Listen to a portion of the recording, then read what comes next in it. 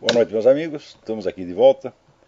Como sempre, começamos invocando a Santíssima Virgem Maria, o Santo Padre Pio de Pietrelcina, para que roguem a Deus que nenhuma injustiça se cometa nesse programa. Essa semana aconteceu aqui nos Estados Unidos uma coisa da maior gravidade, que eu não sei se todo mundo está entendendo do que se trata.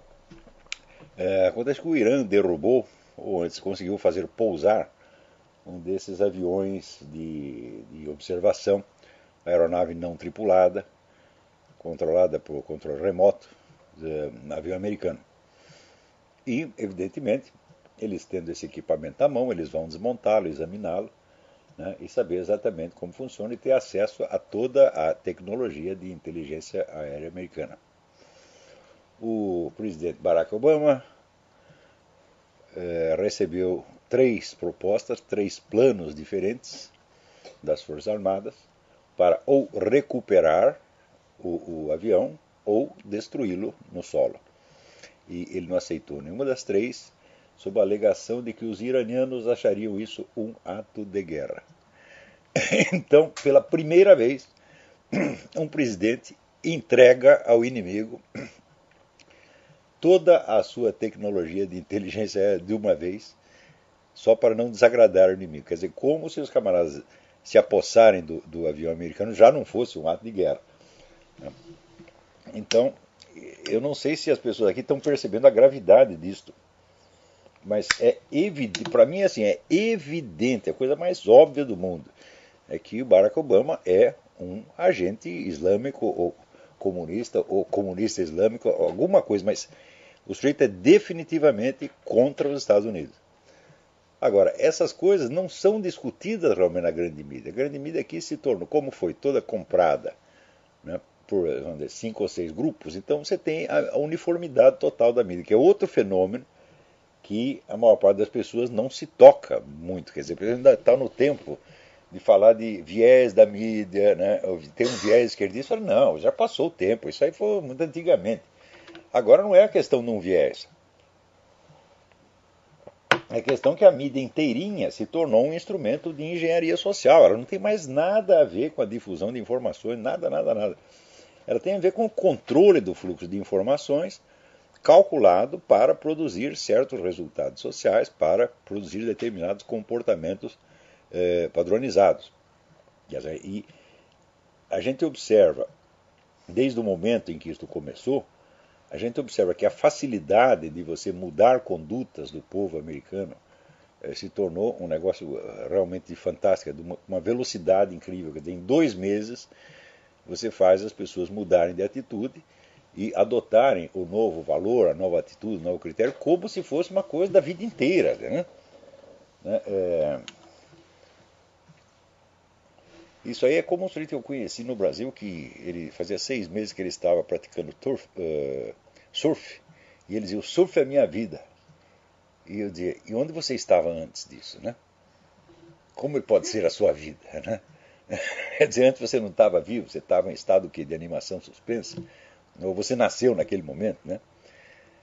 Então, é o seguinte, é uma nova moda que vem e se impregna na cabeça das pessoas com tamanha profundidade que elas ficam acreditando naquilo, mas profundamente. Você quer ver um negócio que todo mundo acredita? O tal do second-hand smoking, né? O fumo passivo, que é uma coisa que não existe. Você não tem a menor indício de que isto exista. E, no entanto, todo mundo acredita e isto é repetido o tempo todo. Também, você vê, quando decidiram trocar a palavra Christmas por holidays, né? É claro que a maior parte da população não aceita, mas acontece daqui a pouco a mídia começa, né, a insistir, é holidays. E, então quer dizer que o hábito popular ele perde legitimidade pública, por assim dizer. Ainda que 99% da população continue falando Christmas, isso aí só vale, vamos dizer, popularmente e na esfera doméstica. Na esfera pública, quer dizer, aquilo que todo mundo tem acesso ao mesmo tempo, o negócio está banido.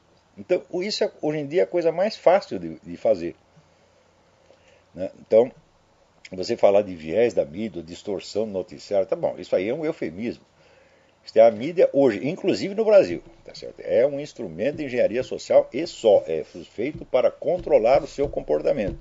Isso quer dizer que se você simplesmente se usando como fonte de informação, uma coisa como Folha de São Paulo, Estadão, o Globo, ou TV Globo, você está se fazendo de trouxa mesmo, quer dizer, você está se submetendo, já não é, vamos dizer, a expressão lavagem cerebral é totalmente incorreta, isso não tem nada a ver com lavagem cerebral, isso é outra coisa completamente diferente, isso é engenharia social. Então, quando se fala lavagem cerebral é um sistema inventado pelos chineses, um sistema de doutrinação maciça e intimidatória. Mas o sujeito pelo menos sabia no que ele estava sendo doutrinado. Né? Então, por exemplo, o sujeito era forçado a ouvir discursos anti-imperialistas 24 horas por dia, até quando estava dormindo. Mas ele sabia qual era o conteúdo daquele discurso, ele sabia que aquilo era propaganda comunista. Então, simplesmente a repetição obsessiva quebrava a resistência. Mas o que você vê hoje não tem nada a ver com esse processo. A coisa não é passada para você como doutrinação, nem como lavagem cerebral, nem coisa nenhuma. É passada como se fosse noticiário, como se fosse uma coisa inócua. Não é isso? Com pouco tempo desse tratamento, mas assim, 3 meses desse tratamento, as pessoas se tornam incapazes de julgar as questões objetivas mais óbvias. Né? Por exemplo, você vê que na discussão da tal da PL 122, né, o pessoal religioso reclamou, e daí a dona Marta Suplicy disse, não, nós vamos rever, porque de fato não é justo impedir que as pessoas falem o que elas quiserem dentro dos seus templos. E o pessoal está achando isso ótimo. Peraí, falar dentro dos seus templos, isso aí é o modelo iraniano de liberdade religiosa. Você só pode falar coisa dentro do seu templo. Se falar fora, você vai preso. E é isso que está sendo adotado no Brasil. Quer dizer, e o pessoal está achando que é uma concessão. Então, isto é uma técnica de engenharia social que se chama pé na porta. Isso está explicado no livro do Pascal Bernardin, Maquiavel Pedagoga. Né? E já é uma coisa bem antiga, isso é usado pela ONU no mundo inteiro. Você faz uma proposta que é nitidamente ofensiva, insultuosa e inaceitável. Daí o pessoal reclama e daí você entra com uma segunda proposta, que é o que você realmente quer. Né? E daí todo mundo aceita. Então é mais ou menos da seguinte maneira. Você chega para um cara e fala, olha, me empresta R$1.000. O cara, não pode. Então me empresta 10. O cara imediatamente dá os 10. Isso aí foi testado e 82% da população cai. Testaram isso na França da seguinte maneira. A gente chegava com um cartaz enorme, dizendo, olha, meu amigo, eu sou do departamento de trânsito e nós queríamos colar esse cartaz aqui na porta da sua casa. É um negócio assim, né? Tapava toda a fachada da casa. O morador olhava e falava, não, isso é um absurdo, você não vai fazer. Ah, então o senhor pode botar esse aqui menorzinho, pegava um de 50 centímetros por 50 centímetros. Ah, pois não, pode pôr. Então, em 82% dos casos, isso funciona. Tá certo? Então, quer dizer, tudo isso é engenharia social, tudo isso é calculado de antemão, gente. Isso é uma obra tecnológica, usando a mentalidade das pessoas como se fosse porcas e parafusos para montar uma máquina. E as pessoas cedem e ainda estão discutindo. Você veja, por exemplo, a palavra doutrinação. Né? O pessoal usa ainda a palavra doutrinação, fala doutrinação na escola, fala, não, não é mais doutrinação. Doutrinação é assim, é a propaganda de uma doutrina que você sabe qual é. Agora, engenharia social é outra coisa completamente diferente. Quer dizer, a manipulação de informação é outra coisa completamente diferente. Espiral do silêncio é uma terceira coisa ainda. Você vê, já nos anos 30, o Comintern, quer dizer, o comando do Movimento Comunista Internacional, decidiu utilizar na Espanha, note bem, na Espanha, os comunistas tinham vencido a eleição, a Aliança Comunista Socialista Anarquista tinha vencido a eleição, venceu por pouca margem, mas venceu. Então, o Comintern levou lá um plano para você eliminar as organizações conservadoras por meios legais. sem causar choque. Isso foi adotado já na Espanha na década de 30. Não é isso? Então,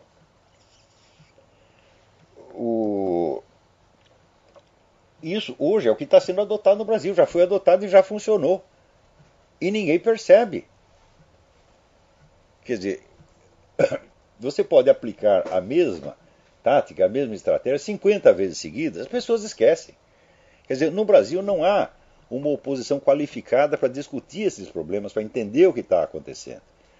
Agora, esses pessoal aí, os nossos liberais, conservadores, católicos, tradicionalistas, militares, etc., etc., o problema deles é um só, é falta de cultura, é falta de instrução. Eles não têm qualificações para enfrentar o problema, gente. Né? Então, outro dia tem um rapaz, Renan, esqueci o sobrenome, que escreveu uma coisa no Facebook. Ele disse o seguinte: olha, um indício de que o Olavo está do lado da verdade é que todas as pessoas das correntes mais antagônicas falam mal dele. Quer dizer, eles discordam em tudo, né? Eles discordam com relação à sociedade, Deus, a imortalidade, a economia, tudo, mas só num ponto eles estão de acordo: o Olavo não presta. Né? Então ele diz que condenar o Olavo se transformou numa espécie de preambulum fidei, que todos aceitam, né? Uniformemente. Ele tem toda a razão, Renan. Você está montado na razão. Agora, por que isso acontece? Se são pessoas das mais variadas correntes ideológicas, então não pode ser por um motivo ideológico, não é porque eu sou conservador ou direitista, etc., etc. Né? Então é muito simples, é um complexo de inferioridade intelectual monstruoso, monstruoso e, aliás, inteiramente justificado. O sujeito tem complexo de inferioridade porque ele é inferior, ou vocês não perceberam isto? No Brasil não há pessoas com formação para discutir certos problemas, minha gente. Então o pessoal às vezes entende o que eu falo, mas entende 20 anos depois. Que é uma coisa que uma pessoa letrada, uma pessoa com formação tem que entender na hora. Mas você pega essa turma aí, bom, eles levam 20 anos para entender. Quando eles entendem, eles começam a repetir aquilo como se fosse descoberta deles. Isso é um comportamento uniforme. Então eu estive pensando um pouco, a partir desta ideia do Renan, eu falei, bom, então vamos investigar alguns traços comuns que há entre essas pessoas. Não é isso? Então eu me lembro, por exemplo, vamos comparar aqueles caras que falaram bem de mim com os que falaram mal de mim. Né? Os que me elogiaram, então foram os maiores escritores brasileiros. Era o Carlos Heitor Coni, o Jorge Amado, o Herberto Salles, o Josué Montelo, o Ariano Suassuna, o Bruno Tolentino. Então era a elite intelectual que ainda existia, até uns 10 anos atrás ainda existia, então foram morrendo todos. Então a elite intelectual disse: não, esse Olavo é bom, etc. Mesmo quando não concorda, o Ariano Suassuna discordava de um monte de coisa de mim, mas achava, não, isso está maravilhosamente escrito, isso é uma coisa séria. Né? Agora, esta geração que começa a falar mal de mim é Caio Navarro de Toledo, é o Cartinho de Moraes, é Maria Vitória, é um bando de analfabetos, vocês não perceberam ainda não? Então é o seguinte, essas pessoas, né? É só falando aquele negócio do Bernard Shaw, seu fulano é um homem modesto e que tem boas razões para sê-lo. É isso? Então, esse pessoal tem complexo de inferioridade porque são inferiores, não são todos assim. Você pega essas pessoas e fala, me mostra um livro importante escrito por um desses caras. Não tem nada, zero. Não é isso? A obra filosófica do seu Quartinho de Moraes, por exemplo, é um negócio chamado A Esquerda Militar no Brasil. Por quê? Porque ele estava lá no PC do B, né, encarregado de estudar os meios de infiltrar nas Forças Armadas, então mandaram ele estudar isso, ele foi lá estudar. Então é isso aí. A esquerda militar no Brasil. Olha que tema extraordinário, de importância universal extraordinária. Né? Quer dizer, um partideco de merda, né, que quer se infiltrar nas Forças Armadas, que são os perrapados, de um país periférico do quinto mundo. Este é o assunto do homem, porra. Né? Agora, e o seu Emir Sader? Porra. Né? O Emir Sader é aquele homem que escreve Getúlio com LH, porra. Você está entendendo por que esse pessoal não gosta de mim?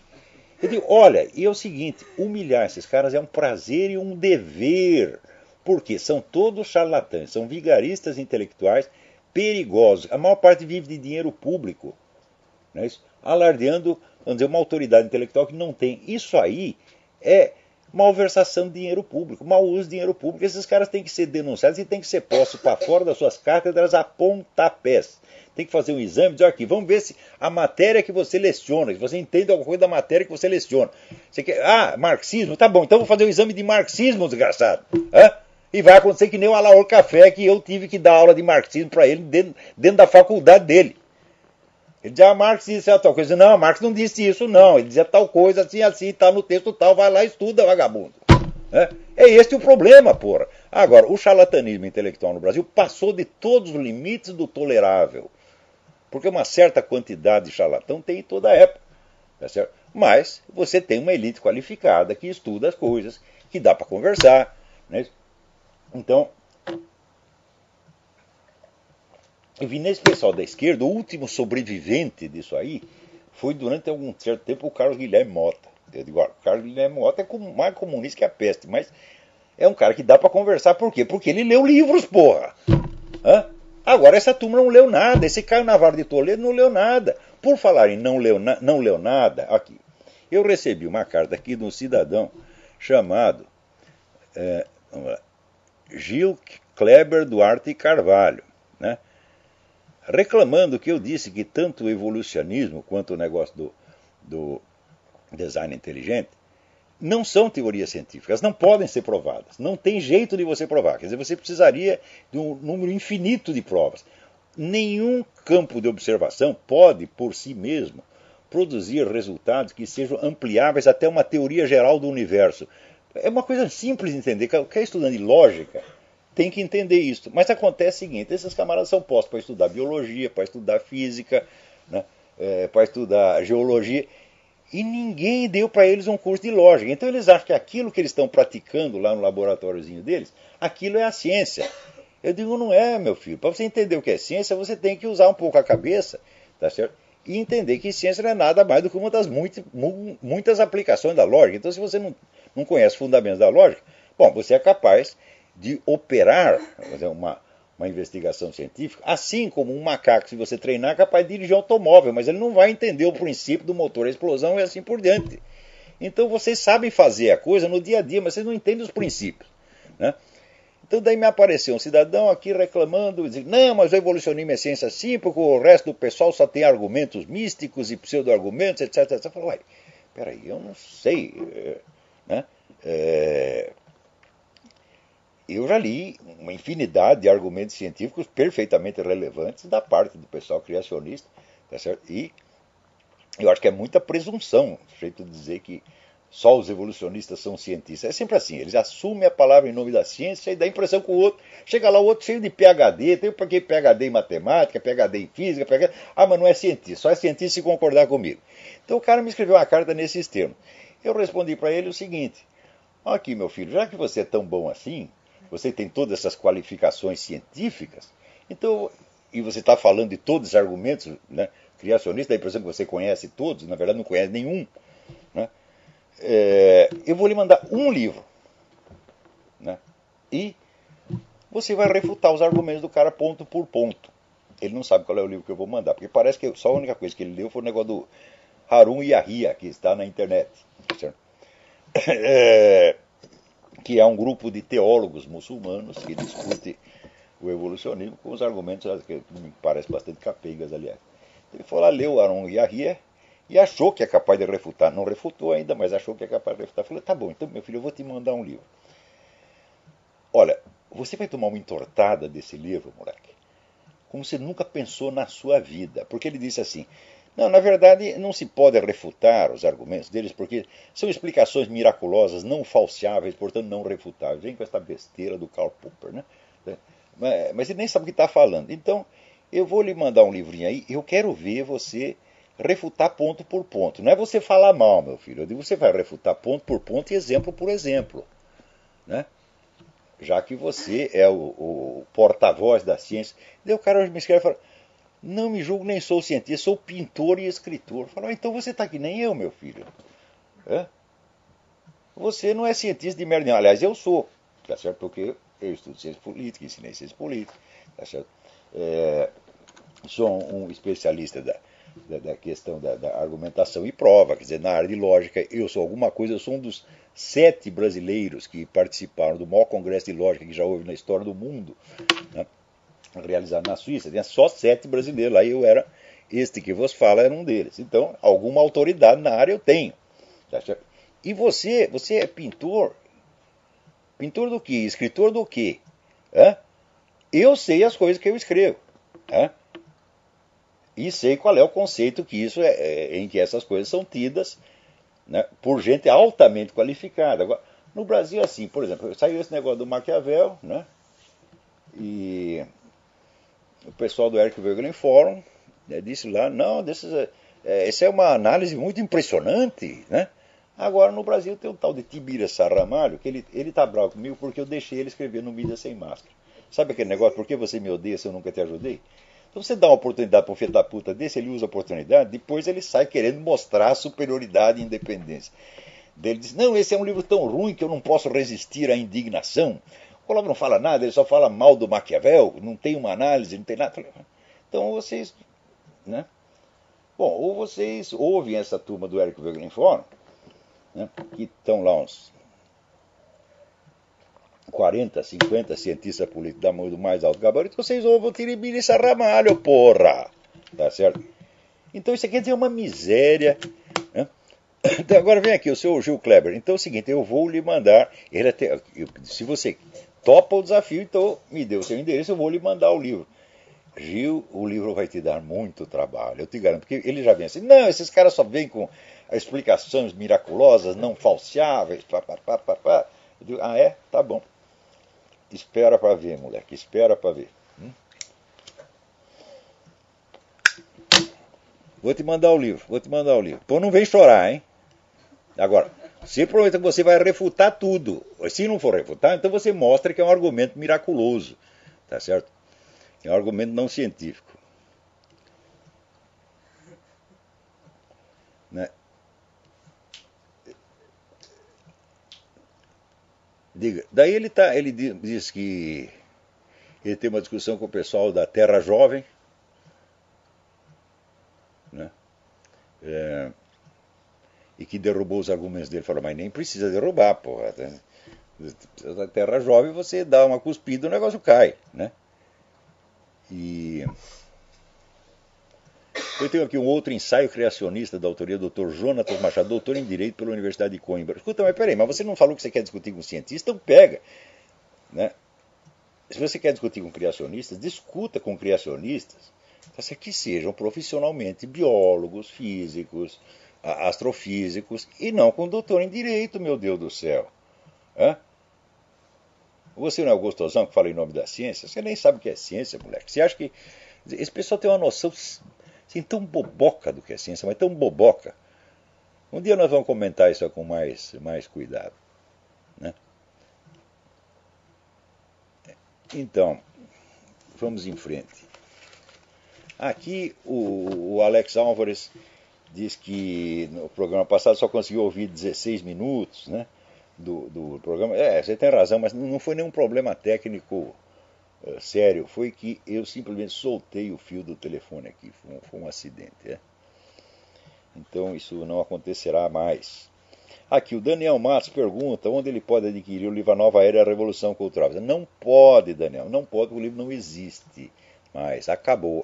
Mas uma nova edição está sendo preparada para ser lançada no ano que vem pela Vide Editorial. Tá certo? Então você aguarda uns meses, você vai ter o livro em versão ampliada. Agora, aqui alguém me manda um artigo do Roger Kimball, né? Começa assim: segundo o National Geographic, cientistas chineses da segunda Universidade Médica de Xangai conseguiram fundir células humanas com óvulos de coelhas. Eles também contam que pesquisadores da Mayo Clínica Mayo de Minnesota criaram porcos com sangue humano fluindo em seus corpos e assim por diante, né? Então o negócio do transhumanismo foi dado por um filósofo maluco, foi o nome dado por um filósofo maluco chamado Sloterdijk, a essa tendência de produzir uma nova espécie de seres em laboratório, né? Então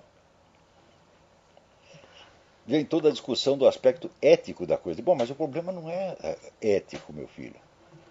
O problema, em primeiro lugar, é ontológico. Quer dizer, você vai misturar espécies, tá certo? Vai criar uma outra que foi criada por si mesmo, tá certo? e que, portanto, já não terá o estatuto da espécie anterior da qual ela emergiu. Será uma outra coisa. Você não sabe catalogar isso dentro do conjunto da realidade. Não é isso? Em segundo lugar, isso vai ter consequências civilizacionais absolutamente incalculáveis. Tá certo?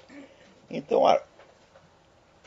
será que porque você é capaz de realizar um feito técnico, você deve ser autorizado a realizá-lo, pelo simples fato de ser capaz? Né? Então, é evidente que esse pessoal da ciência do laboratório, para mim é como um bando de moleques, tá certo? De aprendiz de feiticeiro, encantado com seus poderes recém-conquistados e incapaz de avaliar a coisa no nível civilizacional. Por quê? Porque não tem cultura histórica, não conhece ciência política, não conhece sequer as religiões que eles tanto discutem. Então não são pessoas qualificadas para o debate intelectual, porque para você se qualificar para o debate intelectual, você tem que ter uma noção de civilização adquirida mediante o estudo do legado das várias civilizações, de maneira que você possa compará-las, adquirir uma noção de conjunto e ter um senso da medida humana. Isso é uma coisa muito difícil de adquirir. Ao passo que uma formação em biologia, meu filho, você adquire em 4 ou 5 anos. E você é um biólogo, ou você é um físico. Quer dizer, não se compara uma coisa com outra. Né? Então, veja, a autoridade da classe científica já ultrapassou de muito o que ela merece. Porque quando você vê esse pessoal discutindo questões que ultrapassam infinitamente o campo da sua ciência, só sai besteira. Só sai besteira. E vem com aquela tremenda arrogância de que não, nós somos os donos da racionalidade. Mas, escuta, como é que você pode definir o que é racionalidade a partir dos conceitos da ciência física? Não me parece que a física estude a racionalidade. Você não sabe o que é racionalidade. E para isso você precisaria ter cultura, meu filho. E você não tem. Você precisaria, por exemplo, conhecer a história da evolução do conceito de razão desde o tempo da Grécia até agora, para saber quais foram as discussões que você conheceu, o status questiona, você não conhece. Então como é que vem falar em nome da racionalidade? Aqui, por exemplo, tem saído vários livros, vamos dizer, com um suporte propagandístico fabuloso, né, contra-atacando o negócio do aquecimento global. Quer dizer, depois que se divulgaram aqueles e-mails, né, em que os aquecimentistas tramavam como iam ludibriar a opinião pública, como iam boicotar seus adversários, etc., eles decidiram contra-atacar e acusar os outros de serem, como é que se diz, falsos cientistas. Né? E os recursos a que apelam para isso é assim, a propaganda maciça. Até saíram 2 livros até quase com o mesmo título, que é Os Propagandistas da Dúvida. Né? E o livro então é lançado pela Amazon e já vem com 80 críticas favoráveis, todas iguais. Né? Então você vê que é uma operação de publicidade. Passa um tempo, começa a aparecer as críticas negativas. Por quê? Porque alguém leu o livro, finalmente. Então, é uma coisa onde de uma baixeza, mas sobretudo a reclamação é a seguinte: nós cientistas estamos perdendo a guerra. Eles dizem assim, são os cientistas contra os religiosos, ideólogos. Né? Dizem, mas como? Mas do outro lado também é cientista. É cientista contra cientista. Então você primeiro nega o estatuto de cientista aos seus próprios colegas, tá certo? Sem ter nenhuma razão para fazer isso. E segundo, moldam o debate de uma maneira estereotipada, que vai ser a ciência contra as trevas. Então, em vez de ser um debate científico interno, não, é a ciência contra as trevas. E a classe científica acredita que ela tem que ter o direito de dirigir a sociedade, né? De determinar o que é certo e errado, o que você pode comer, o que você pode fazer, etc, etc. Quando são pessoas que não têm a menor qualificação para isso, meu filho. Um diplominha de biologia ou de física não te autoriza a discutir nada disso, mas nada, nada, nada, nada, nada. Quer dizer, os prodígios de incultura que eu vejo nessa gente, a começar pelo Dr. Richard Dawkins. O Dr. Richard Dawkins é um homem monstruosamente inculto fora do domínio dele. Ele não sabe nada dos assuntos que ele discute. Tá certo? Agora, acha que porque tem um diploma disso ou daquilo, tem autoridade para opinar em todos os campos. Fala, olha, eu nunca entrei na discussão interna, por exemplo, da questão do evolucionismo. Eu digo, até hoje, eu não sei se existe evolução ou não tenho a menor ideia. E não vou tomar partido de uma coisa que eu não sei. Só que é o seguinte, eu não sei e você também não sabe. Porque a coisa mais fácil de uma pessoa que tem um estudo de lógica, a coisa mais fácil é ela perceber que essa teoria jamais será provada ou impugnada no seu todo. Por quê? Ela é uma teoria do todo, meu Deus do céu. É uma teoria do todo que vai ter que ser provada com meios de ciência experimental especializada. Falei, isso é impossível por definição, isso não vai acontecer jamais. E criacionismo, se você quer saber, a mesma coisa. Né? Se você partir do versículo bíblico, o céu e a terra cantam a glória de Deus. Bom, isso quer dizer que no céu e na terra você encontra indícios da grandeza divina. Mas você encontra indícios do absurdo, da incongruência também. Porque o cosmos, por definição, não pode ser tão perfeito quanto Deus. Então ele tem um coeficiente de absurdidade, de feiura, de incongruência, e você vai encontrar as duas coisas. Quanto mais você procurar, mais você vai encontrar indícios das duas coisas. E quantitativamente, elas vão acabar mais ou menos se equilibrando. Tá certo? Então isso quer dizer que não existe meios científicos experimentais de você resolver uma questão como evolucionismo ou criacionismo. Agora, para entender isso, meu filho, você precisa ter estudado um pouco de lógica e conhecer a própria história da ciência. Não precisa ter uma formação especializada em ciência nenhuma. Nenhuma formação especializada em ciência vai te ensinar a história da ciência, meu Deus do céu. Hã?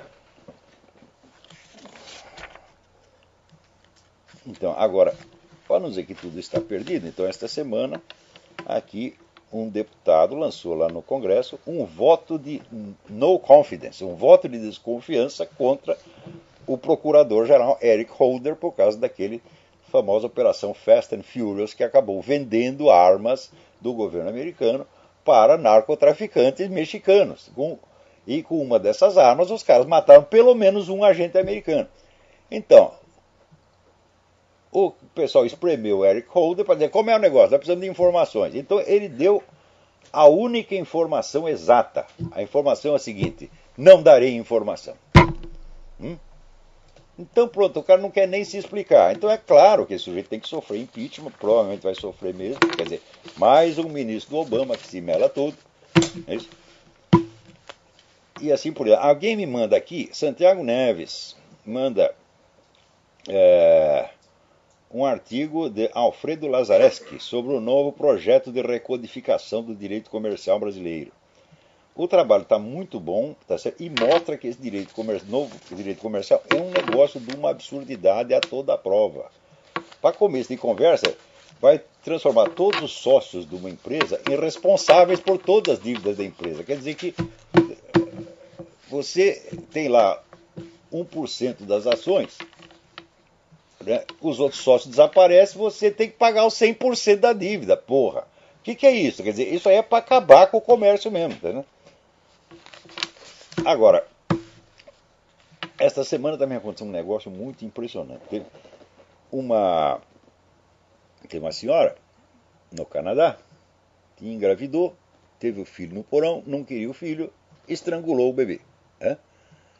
E foi absolvida, porque disse que ela estava muito traumatizada pelo parto. Né?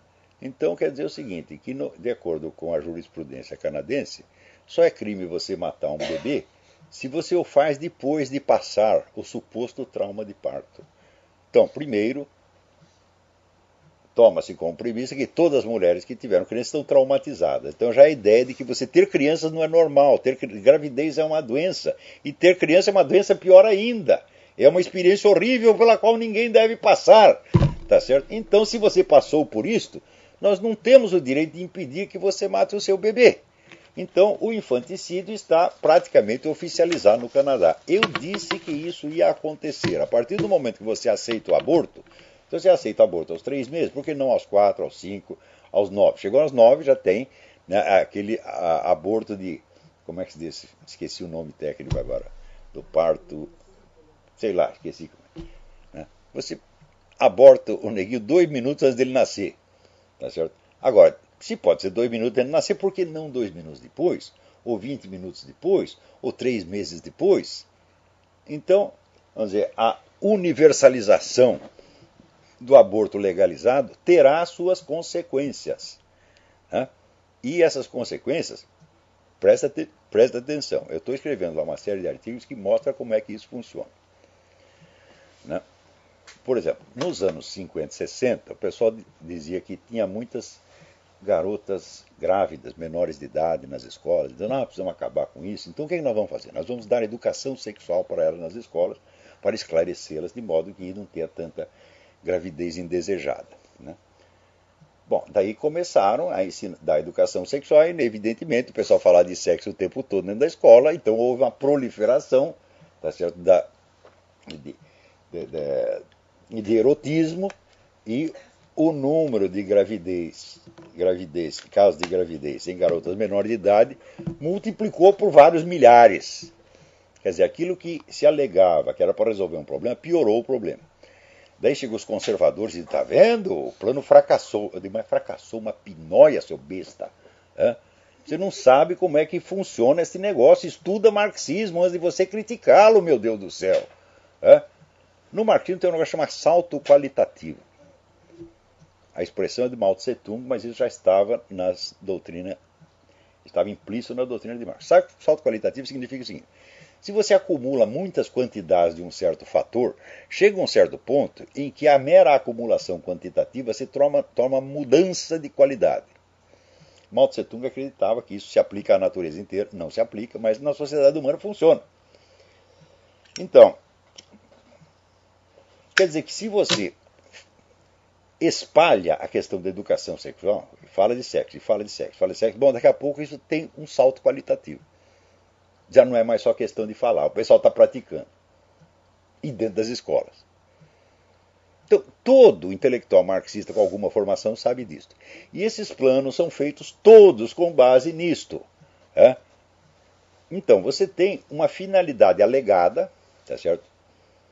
Que é para conquistar o apoio do público, e tem uma finalidade real, genuína, baseada no salto qualitativo, que nunca é declarada, mas que é o que vai acontecer e que os planejadores sabem que é o que vai acontecer.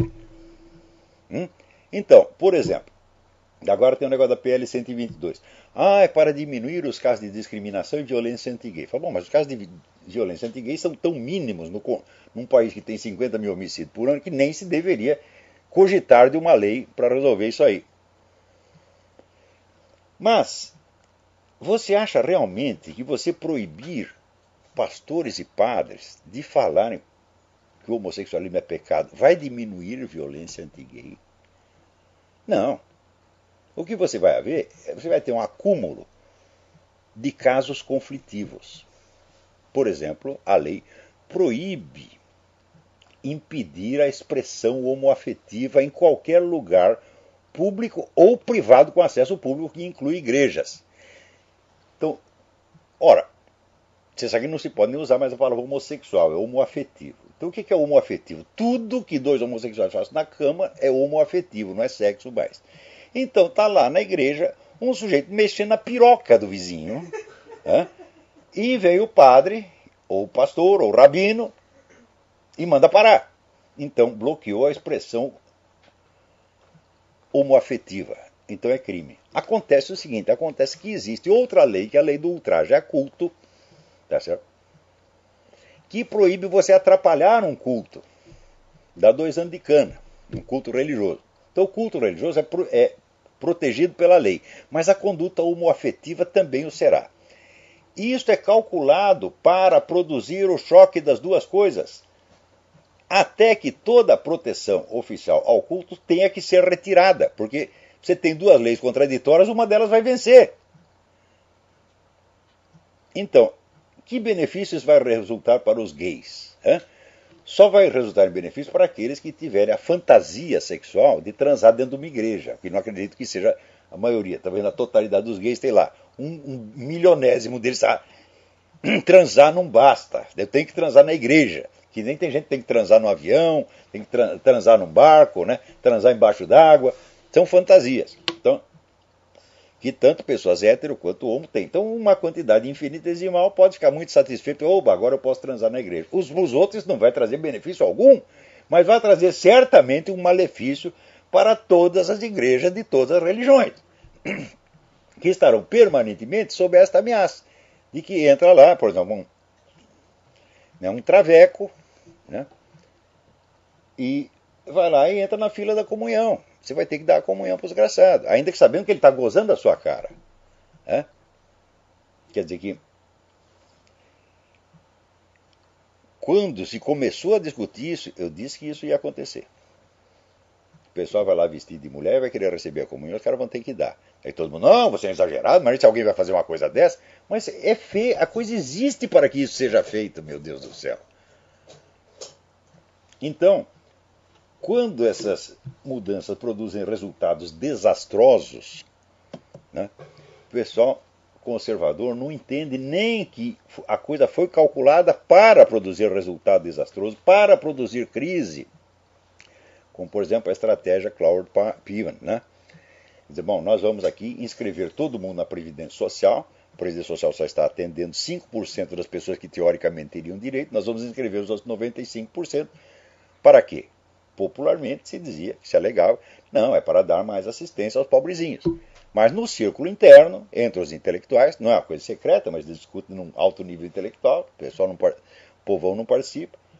No círculo dos planejadores e dos intelectuais, eles confessaram, não, este é um meio que nós temos para quebrar a Previdência e, portanto, quebrar os bancos. E na hora que quebrar, o que acontece? Os desamparados vão ficar mais desamparados ainda, isso vai provocar uma revolta enorme, e daí nós daremos o salto qualitativo. Então, a mera reivindicação previdenciária se transformará no clamor revolucionário do Occupy Wall Street. Tudo isso calculado com 50 anos de antecedência, né? Então, mas o conservador, sempre raciocinando na base de que o outro não é revolucionário, de que o outro está apenas buscando algo igual ao que ele está querendo, só que por outros meios, não entende nada e fala, ó, o plano fracassou. Fala, fracassou nada. Deu certíssimo, produziu exatamente o que era para produzir. Produziu a crise, quebrou a Previdência Social, quebrou os bancos e desencadeou um clamor revolucionário. Tudo isso calculado. Então, se vocês nem estudaram marxismo, como é que vocês vão entender o que os caras estão falando?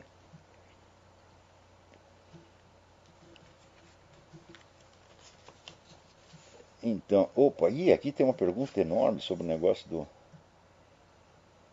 do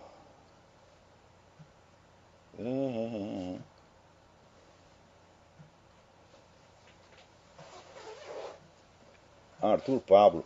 Ih, cara, mas não vai dar para responder essa pergunta agora. Eu fui responder num seminário de filosofia. Está muito complicado. Peraí, tem alguém na linha. Alô, quem é? Alô? Olavo? Sim. Olavo? Sim. Boa noite. Meu nome é Armando Tavares, eu estou falando do Rio de Janeiro. Armando, tudo bem?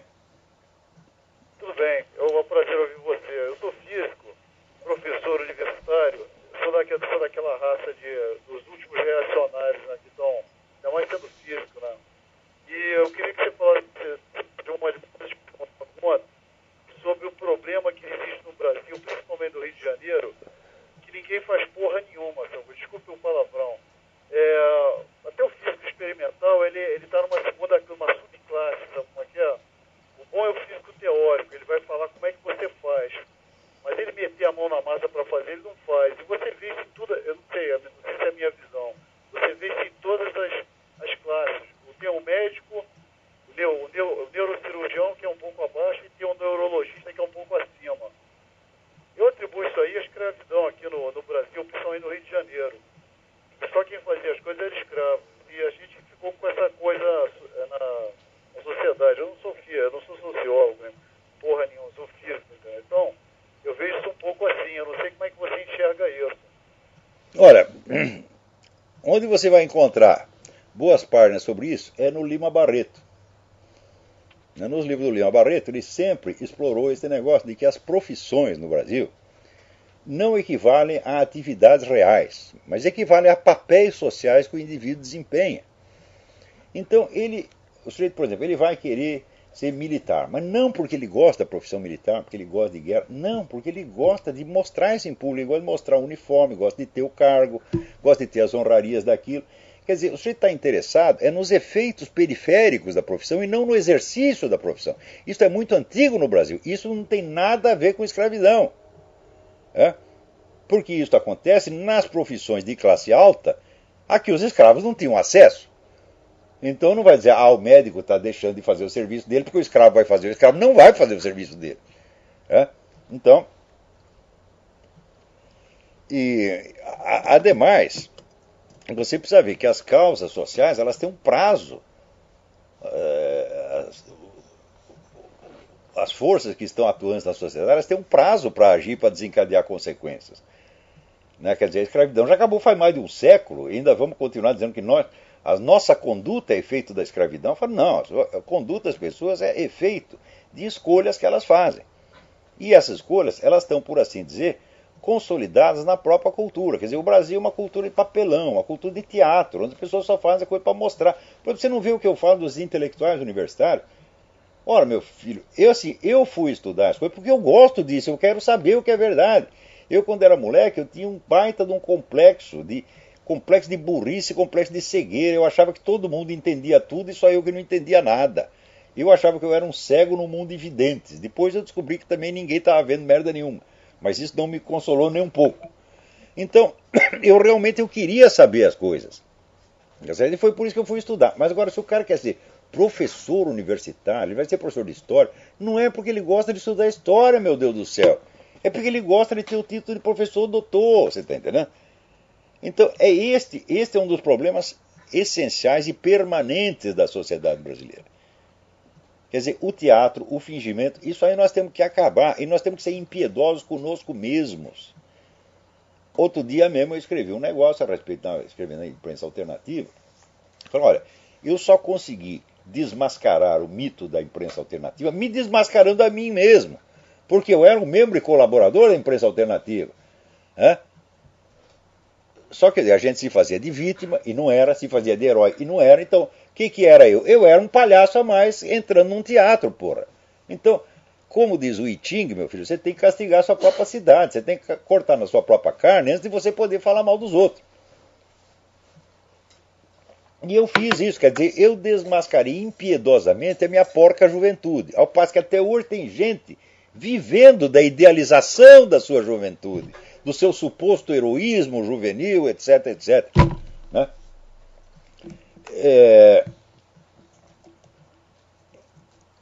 Então, só aqueles que ousarem, vamos dizer, desmascarar suas próprias vidas, seus próprios mitos de juventude, passando vergonha e sendo humilhados, é porque eu não me sinto humilhado quando eu vejo isso, eu vejo como eu era no tempo da minha militância esquerdista, e depois, mesmo não militando mais, mas sendo um simpatizante, meu Deus do céu!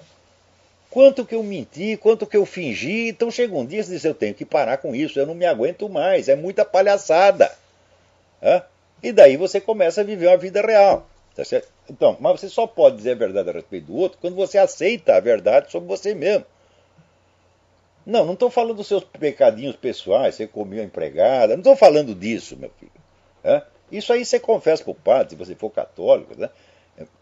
Num confessionário, em privado, mas eu estou falando dos pecados públicos, a sua atuação pública, na sua profissão, tá sendo na sua atividade política. Você tem que pegar o coeficiente de palhaçada que tem ali e você mesmo tem que denunciar, acabar com aquela merda. Agora, no Brasil é o seguinte, o pessoal, por exemplo, o sujeito é esquerdista, na hora que ele deixa de ser esquerdista, ele logo tem que vestir uma outra camiseta, né? E a outra camiseta já começa a render para ele, agora eu sou liberal, e começa já a adotar aquele discurso liberal, repetir aquilo, por quê? Porque está pegando bem. No começo da década de 90 pegava bem ser liberal, né? Então o pessoal fica com raiva de mim, por quê? Porque eu era esquerdista, larguei de ser, mas também não aderia a esse negócio liberal. Quer dizer, eu olho os liberais, os conservadores, com olhos tão críticos quanto aqueles com que eu examino os comunistas. Eu digo, ninguém é perfeito, meu Deus do céu. E note bem, não acuso os outros de nada do qual não tenha me acusado a mim próprio primeiro. Eu acho que eu não tenho autoridade para isso. Eu só posso corrigir o outro naquilo que eu já me corrigi. Né? Então, é por isso que você não me vem dando lições de moralidade geral. Não, eu só posso criticar as pessoas em certos pontos. Tá certo? Pontos aos quais eu dediquei minha atenção, dediquei minha vida. Né? Mas você não vai me ver aqui fazendo campanha contra o alcoolismo, né? Campanha contra o tabagismo, né? Nem campanha contra o homossexualismo. Eu não sou capaz de corrigir moralmente ninguém. Se eu fosse homossexual, eu tinha que pensar como é que eu faço para largar essa coisa. Eu não tenho a menor ideia. Agora eu vou chegar lá para Roberta Close e dizer, seja homem, meu filho. Que palhaçada é essa? Eu não sei como é que ele faria para mudar a cabeça dele. Então, se eu não sei como fazer, eu não posso mandar fazer. Né? Mas é o seguinte, nessa coisa de filosofia e ciências humanas, eu sou um cara sério, eu sou um homem honesto, sou um homem sincero, e aí eu cobro do fulano. E é por isso que ele fica com raiva. É só por isso. Porque eles sabem que são palhaços. Eles sabem que não é uma questão de ideologia. Sabem que é uma questão de substância humana, que eles não têm nenhuma. E eu tenho alguma conquistada na base da dor e da auto-humilhação e do autoexame. Que é a única maneira que você tem de se tornar um ser humano, porra. A gente evolui, a gente melhora, né?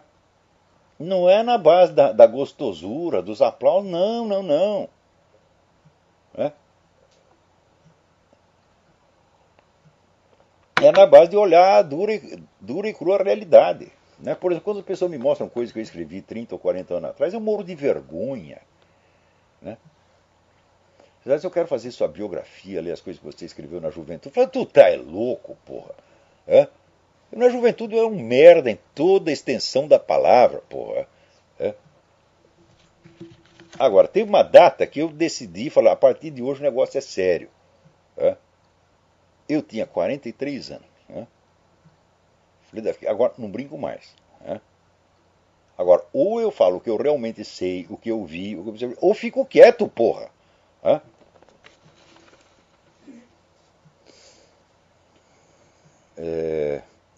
Aqui, Leonardo Boff falando sobre aquecimento global.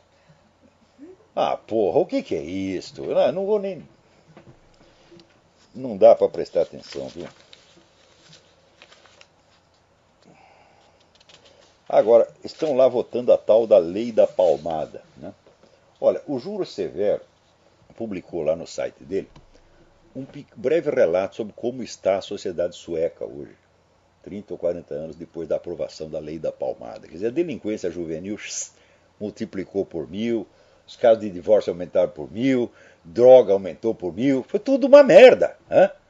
Agora os caras acham que a Suécia é um primor de civilização. Eu não posso deixar de recomendar para vocês o livro do Jânio Cristado. O Jânio Cristado é um bosta, na medida em que ele se mete a filósofo, né, crítico cultural, etc. Mas como repórter ele era grande, nós temos que confessar. E o livro que ele escreveu, que se chama Paraíso Sexual Democrata, ele viveu na Suécia, ele conhece a Suécia. Vocês têm que ler esse livro para ver que merda que é a sociedade sueca. Tá certo? Então, olha, eu vou contar uma história para vocês. Tem um contraparente meu que saiu do Brasil exilado. Foi trocado por embaixador. Ele estava preso, sequestraram o embaixador, trocaram o velho. O velho foi um pouco parar no Chile. No Chile deu o rolo lá do Allende.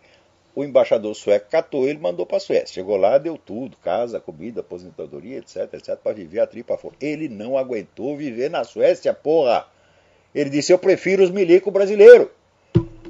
Porque aqui eu estou assistindo futebol na televisão, chega o meu neto, quer ver desenho animado, gira o canal de televisão na minha frente e se eu falar, ele vai na delegacia e me põe na cadeia.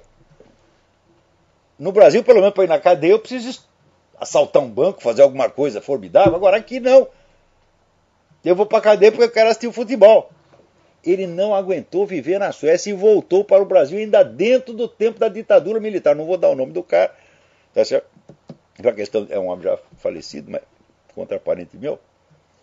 Um homem que eu respeitava muito, embora fosse mais comunista que Lenin. Então, isso já naquele tempo. Quer dizer, a ditadura militar brasileira era mais suportável do que o regime sueco. Agora, é isso que vocês querem imitar, porra? Peraí, tem mais alguém? Alô? Alô, professor Olavo? Sim. Anderson de Recife. Anderson, tudo bem? Tudo bem, professor? Professor, eu queria tirar uma dúvida a respeito do tema misticismo, que eu não consigo entender muito bem do que é que se trata esse negócio do misticismo. Eu dei até uma pesquisada bem leviana, mas eu não queria alguma referência bibliográfica ou então alguma introdução ao que é o misticismo. Olha, tem um livro clássico da Evelyn Underhill, Mysticism. É uma introdução à discussão do assunto. Evelyn Underhill, com 2 L's. Né? Santo Tomás de Aquino definia a mística como conhecimento experimental de Deus, na medida em que é possível. Há limites para essa experiência, mas ela é factível. Agora, tem gente que acha a palavra misticismo, já para eles já quer dizer, já tem um sentido pejorativo. Tá certo? Por quê? Porque eles não têm a menor ideia do que é misticismo. Então aí tem que falar como o Houston Smith. Olha, meu filho, é o seguinte, você quer falar disso aí? Então, primeiro, você vai lá, fica 6 meses, né, certo? Num mosteiro trapista, tá certo? Rezando dia e noite, né? Lendo Bíblia, essa coisa toda. Ou então você vai lá, faz prática budista, faz prática islâmica durante 6 meses, 7 meses, adquire uma experiência e depois você fala. Agora, eu vejo o cara assim, tirou um diploma de biologia, ele já está cagando regras sobre misticismo. Puta que pariu! Eu digo, você quer falar disso? Então, pelo amor de Deus, então, no mínimo, você lê o livro do Mircea Eliade, né, sobre a história das crenças e das ideias religiosas, pra você ter alguma ideia do que você está falando. Né?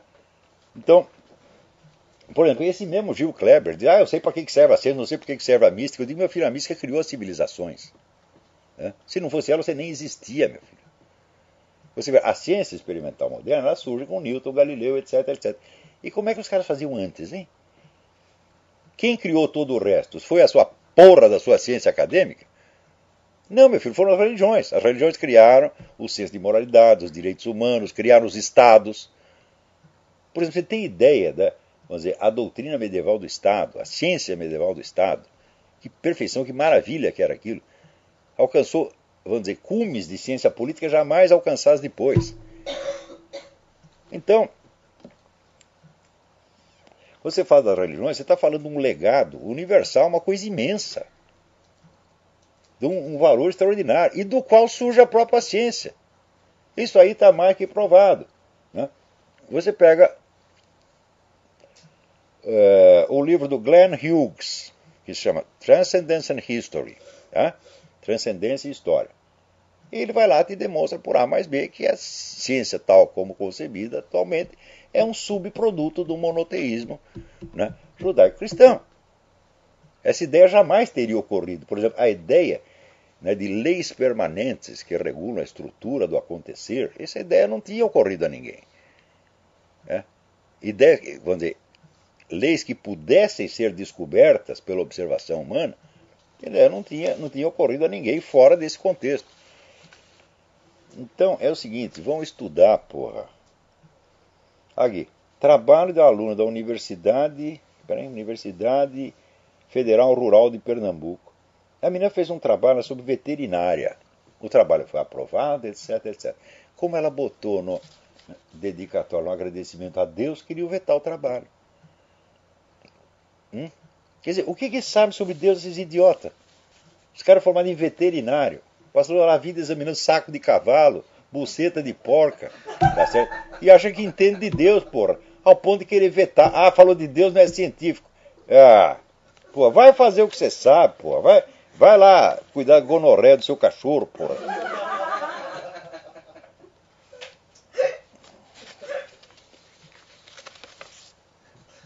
Agora alguém aqui me manda um negócio perguntando, olha, houve de fato ajuda americana ao Hitler, etc.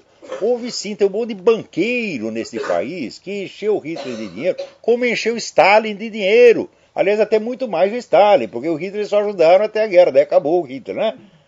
Mas o Stalin continuaram ajudando, deram mais dinheiro para a União Soviética do que deram. Se você pegar todo o Plano Marshall foi merda perto do que eles deram de dinheiro para a União Soviética. Sem isso nem existiria a União Soviética. A União Soviética foi criada pelos banqueiros americanos. Então é o livro do Anthony Sutton, o melhor inimigo que o dinheiro pode comprar. Assim como agora estão enchendo de dinheiro que os muçulmanos. Estão dando dinheiro para tudo quanto é inimigo. Isso aqui, os Estados Unidos têm mais traidor por metro quadrado. Estados Unidos, Israel, já falei, Estados Unidos, Israel e Igreja Católica. Vocês são campeões de traidores, porra. Então qualquer merda que se diga que os americanos fizeram, sim, sempre foi americano, mas um americano anti-americano, não é? Então, olha, nós estamos aqui acabando. Pô, tem tanta coisa mais